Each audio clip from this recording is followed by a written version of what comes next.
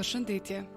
Sot e të flasim për funksionimin e dëmtuar në aktivitetet e përditshme dhe si sfidat e shëndetit mendor mund të ndikojnë në jetën tonë të përditshme. Vështirësia për të funksionuar në aktivitetet e ditës është kur simptomat e shëndetit mendor e bëjnë të vështirë marrjen e përgjegjësive të përditshme, si në punë, marrëdhëniet me të tjerët ose në kujdesin për veten. Ju ka ndodhur të ndjeni të mbi ngarkuar dhe duke luftuar me detyrat themelore. Ngritja nga shtrati, vazhdimi i punës ose të qenit të organizuar, ju dukeshin të pamundura për t'u përfunduar. Kjo mund të krijojë një cikël afatesh të humbura, marrëdhënie të tensionuara dhe stres të shtuar.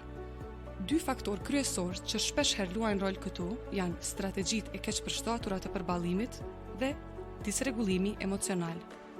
Ndonjëherë, njerëzit mbështeten në strategjitë jo të duhura të përballimit që në fund të fundit vështirësojnë aftësinë e tyre për të funksionuar, si zvarritja e detyrave, përdorimi i substancave ose puna e tepërt.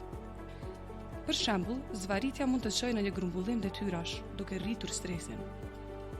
Përdorimi i substancave mund të maskojë emocionet për një kohë, por gjithashtu ndikon në energjinë, fokusin dhe motivimin.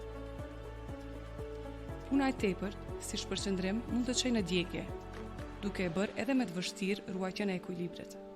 Disregullimi emocional do të thotë të kesh vështirësi në menaxhimin e ndjenjave intensive, të cilat mund të bëjnë dikë të reagojë fuqishëm ndaj pengesave të vogla. Për shembull, një gabim i vogël mund të shkaktojë zhgënjim ose trishtim të madh, gjë që e bën më të vështirë fokusimin në detyra.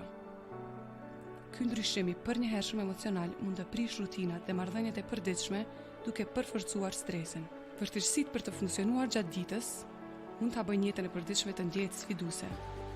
Duke kuptuar këta faktor kontribues, ne mund të identifikojmë më mirë se çfarë lloj mbështetje mund të përmirësojë funksionimin e përgjithshëm dhe mirëqenien mendore.